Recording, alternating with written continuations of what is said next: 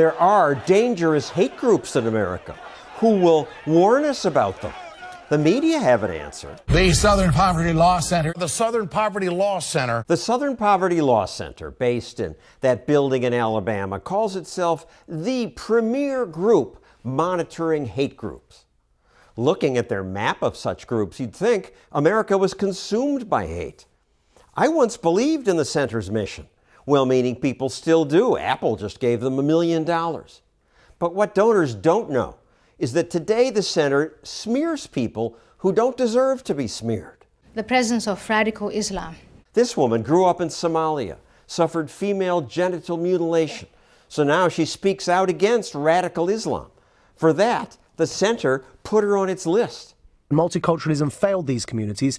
This man was once an Islamic extremist, but then he decided radical Islam was wrong, and now he criticizes the radicals. The center labels him an anti-Muslim extremist, too. Join the fight against hate and bigotry. Visit SPLCenter.org. I do think that we have a problem with hate in this country. We put about 10 of these major hate groups out of business. The center's leaders, Richard Cohen and Morris Dees, would not talk to me. So commentator Nomiki Kant stepped up to defend them. They have a history, a long history of fighting against extremists like the KKK. History, yes, but they labeled skeptical Muslims like Ayaan Hirsi Ali as haters. If you have a horrible experience with religion, that's one thing. It's another thing to use those experiences as ammunition against others who are practicing their religion peacefully. But they're just speaking, criticizing it. Of course she has the right to free speech, as does the Southern Poverty Law Center has a right to push back. We can stand together against hate.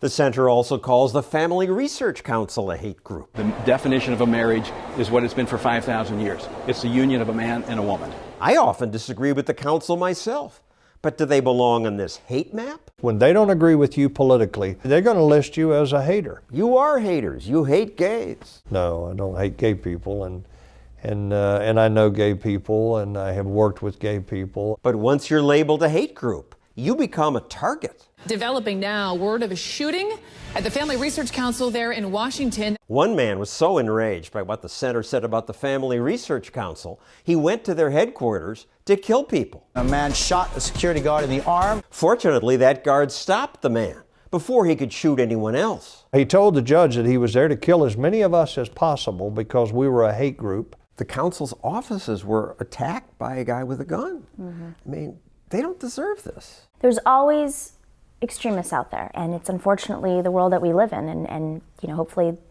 people can kind of separate that. The center also smears the Ruth Institute, a Christian group that believes gays should not have an equal right to adopt children.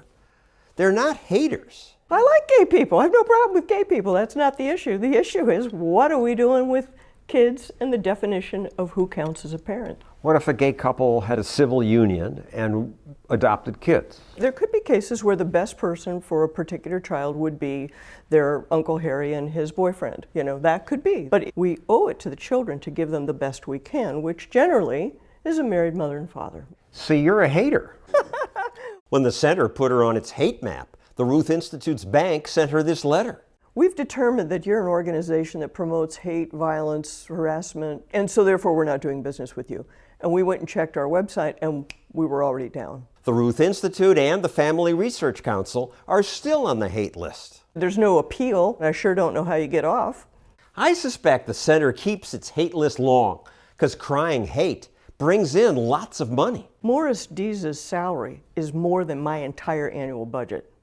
So yeah, whatever they're doing, it pays. Years ago, Harper's Magazine reported that the center's the wealthiest civil rights group in America, one that spent most of its time and money on a fundraising campaign. Now, Morris Dees did once promise to stop fundraising once his endowment hit $55 million.